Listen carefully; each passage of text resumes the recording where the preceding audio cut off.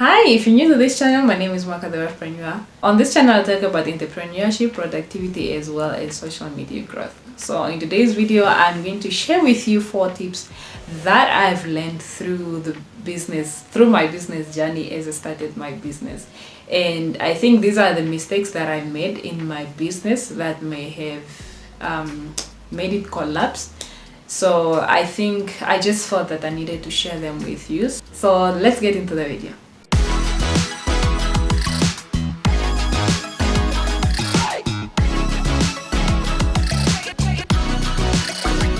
Tip number 1, bookkeeping. Bookkeeping is so important because it will help you track where the money went, So if you buy something, whatever that you're going to spend in your business, make sure that you write it down. Keep receipts if possible. Scan them, whatever, document them in any way, so that by the end of the week, by the end of the month, you can know how much you have spent, where did it go, was it worth it.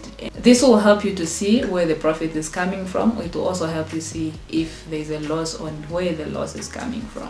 Tip number 2 is to have a business account. So by business account, I do not mean that you have to go to the bank right away and open a business account. If you're just testing the waters, you can have an envelope. You can have an envelope where you'll be keeping the money that comes in. So don't mix your business your personal account. I know in this day and era we are using easy wallet, e-wallet, and whatever. So whatever people pay you, whether if they pay you through those ways, go and withdraw the money. Come and keep it in that envelope so that you know that everything that you have worked hard for that week or that month is in that envelope. Then you're going to work with that and see how much profit you have made. Also, it helps you know how much you have spent and also how much you have made. Because if everything is just mixed up in your business, in your personal account, now you want to buy something for yourself, you go ahead and use that money because it's in your business account. Even if you do not mean to, but you might have forgotten that there's a 200 that is not yours, it's for the business. I would advise you to have an envelope or wherever you're going to keep your money aside, and that is where you're also going to pay yourself. So don't pay yourself during the week, or when you think there's a lot of orders coming that week, then you decide, no, I'm going to use 500 for something, I'm going to use 200 for something. No, please wait until end of the month or wait until end of the week, whichever way you are going to decide on how you're going to pay out your employees. So you count as an employee if you are one. So obviously you need to pay yourself. So when you pay yourself, you get motivated, and it's also just a good way to discipline yourself to know how to use the business money. Tip number 4 that I have for you is to go ahead and ask for assistance. Sometimes you cannot do everything by yourself. And as much as I preach about Canva when it comes to graphic designs, maybe you have a full-time job, or maybe you don't have access to smart devices to do this on your own, you are free to outsource.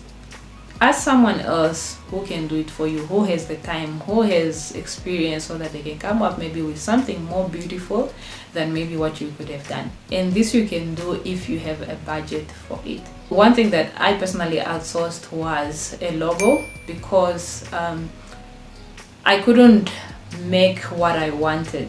I have an idea of what I wanted, but I didn't want something serious. I just wanted something more chilled and relaxed, but still resonating with the name.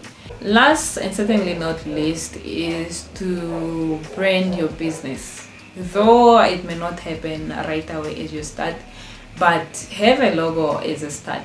Eventually go ahead with your colors, you can go ahead with your fonts. Or in my case, I started with a logo. And that logo is the one that I was putting. I went ahead and printed stickers.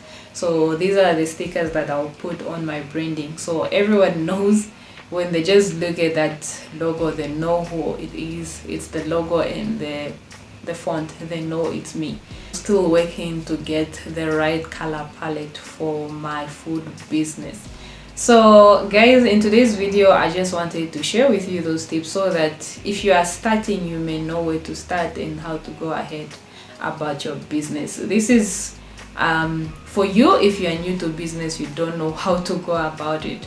So on this channel, I'll talk more about business related topics as well. So make sure that you subscribe, leave a comment.